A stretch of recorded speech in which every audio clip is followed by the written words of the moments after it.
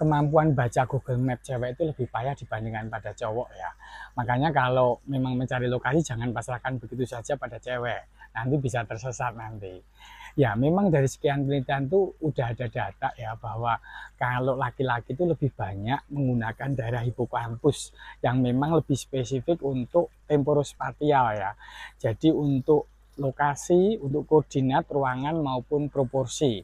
Tapi kalau wanita, cewek itu banyak menggunakan lobus frontalis ya untuk menandai sebuah lokasi atau koordinat.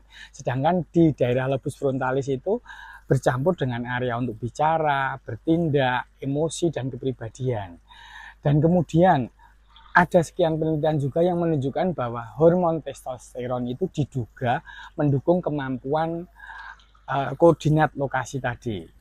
Sedangkan hormon estrogen menurunkan kemampuan koordinat dan ruangan. Terus kemudian dari pola pengasuhan, kalau anak cewek itu kan dari kecil itu mainannya boneka atau masak-masakan. Nah, kalau cowok itu mainannya banyak mobil-mobilan, basket, bola, di mana ada arah, proporsi, dan tempat tujuan. Demikian juga kalau untuk cowok itu mungkin ada faktor keturunan ya. Dari nenek moyang kita dulu secara genetik itu memang untuk laki-laki kan sebagai pemburu dan peramu, pemburu dan pengumpul. Sedangkan kalau cewek lebih banyak di rumah, mungkin mengurusi keluarga, anak-anak ya. Jadi kemungkinan warisan tentang koordinat, ruangan, dan lokasi tadi itu diturunkan dari generasi ke generasi.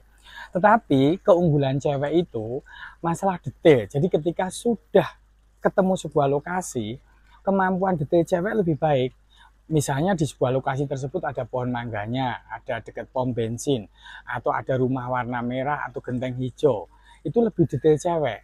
Jadi kemampuan detail itu bahkan mungkin seperti misalnya kita cowok belanja barang gitu, biasanya cewek langsung respon, itu berapa harganya ya, berapa harganya mas, gitu. Jarang sekali kan cowok menanyakan itu harganya berapa bu, berapa mah, begitu. Ya kemampuan detail itu makanya bisa dikombinasikan kalau kita sedang mencari sebuah lokasi, kalau kita mau piknik, lebih baik yang pegang Google Map itu cowok. Sedangkan yang cewek itu menandai lokasi mana supaya arah baliknya tidak tersesat lagi. Jadi yang penting kerjasama, nggak ada menang, nggak ada kalah.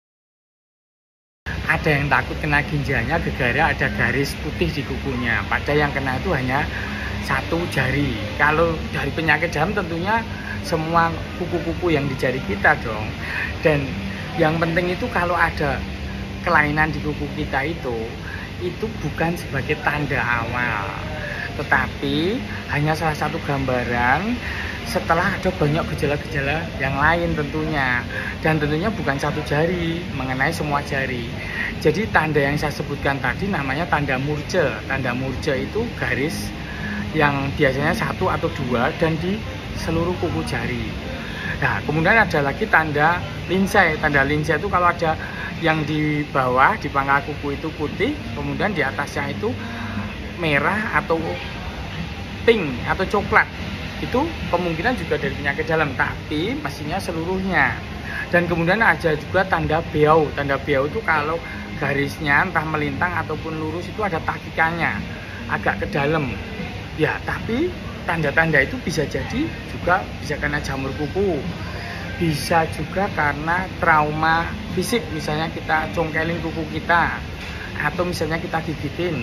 Bisa juga karena trauma bahan kimia, entah itu bahan cuci piring ataupun misalnya pewarna kuku ya. Kemudian ada juga tanda misalnya kulit kukunya itu pucat, itu bisa karena anemia. Bisa juga misalnya orang yang mengalami hipoksia, kekurangan oksigen di dalam tubuh, itu biasanya kukunya itu warnanya biru ya. Selain bibirnya tentunya pucat ya. Terus kemudian kalau putih semua itu bisa karena gejala kena hepatitis. Tetapi sekali lagi itu bukan tanda awal ya. Jadi jangan langsung lompat pada logika ada ketakutan kena penyakit dalam. Ada lagi misalnya kuku kuning, itu bisa karena penyakit tiroid, diabetes dan lain-lain ya. Jadi bagi teman-teman yang masih takut penyakit dalam, misalnya utamanya ginjal ya, yang ditakutkan kalau kuku ada gangguan itu, tentunya gejala awalnya itu akan banyak sekali. Misalnya anemia, kalau orang anemia tuh pasti mukanya pucat, badannya pucat, bibirnya pucat, kemudian sesak napas, jalan dikit ngos-ngosan, kemudian kakinya bengkak, kulitnya gatel-gatel, napasnya bau tertentu, dan tentunya udah kepayahan untuk aktivitas fisik pun juga udah kepayahan. Jadi sekali lagi buat teman-teman, kalaupun mendapati konten di media menyatakan bahwa kuku sebagai gejala penyakit khusus, penyakit dalam, jangan langsung percaya, tetapi lebih baik konsultasikan ke dokter, karena itu sekali lagi bukan tanda awal, tetapi biasanya pada stadium tengah atau stadium akhir ya. Jadi buat teman-teman jangan kagetan, jangan bingungan.